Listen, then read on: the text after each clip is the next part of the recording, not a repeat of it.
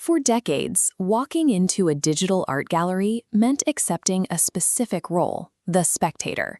You stood on one side of a screen, observing pre-rendered pixels operating on a closed loop, separated by an absolute physical distance. Even with the rise of generative AI, that separation persists.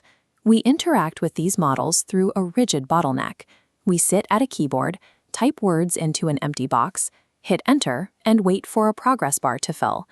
Human expression doesn't operate on a loading screen. A subconscious dream or the biometric signature of a spoken word happens instantaneously, without a buffer. There is a physical mismatch between the speed of our natural thought and the clunky text and weight processing required to get a machine to understand it. As long as there is a noticeable lag between your impulse and the machine's response, the AI remains a sterile instrument. It's something we command from the outside, instead of a creative space we can actually inhabit.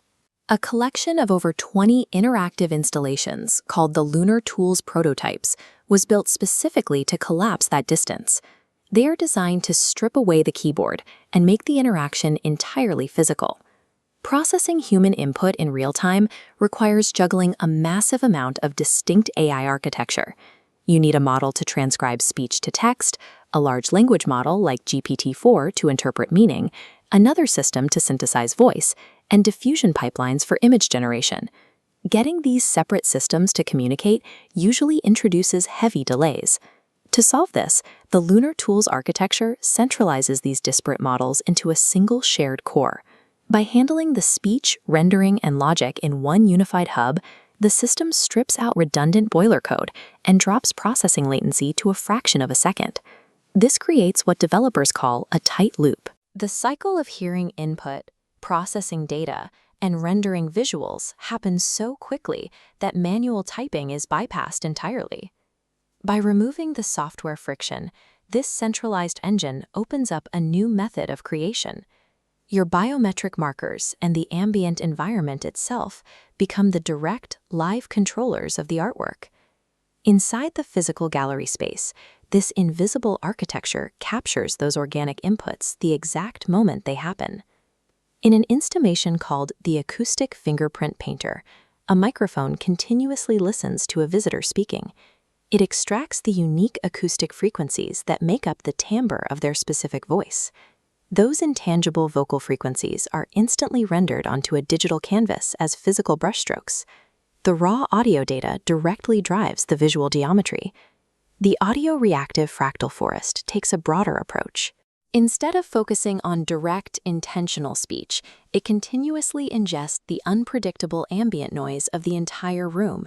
Every footstep, cough, or echo in the space dictates the color, shape, and real-time growth of an endlessly expanding digital tree structure. Across the room, the dream interpreter allows a visitor to simply speak a recent subconscious thought aloud. That spoken sentence immediately triggers a complex, stable diffusion pipeline, building the image while the person is still finishing their description. These prototypes repurpose generative models into real-time sensory translators. Instead of producing a finished file from a text prompt, the system uses biometric and environmental data to generate a continuous visual flow. When a person sees their own intangible data materialize directly in front of them without delay, and their relationship to the technology shifts entirely. When the delay between a visitor's speech and the visual response drops below a few hundred milliseconds, the brain stops treating the machine as an external service provider. The interaction feels less like sending a command, and instead much more like interacting with a responsive physical object. By centralizing the heavy logic behind a single command line interface, the creator rapidly built over 20 distinct variations. These range from collaborative canvases, where multiple visitors paint together, to generative poetry mosaics. This high-volume iteration leaves some installations highly polished, while others remain rough, raw, and highly experimental. Blurring the line between a quick developer sketch and a finished gallery piece is a deliberate part of the design. Minimizing the latency between human impulse and digital creation makes the interface invisible. The visitor functions as a direct collaborator. shaping a piece of art that exists only through their active physical presence.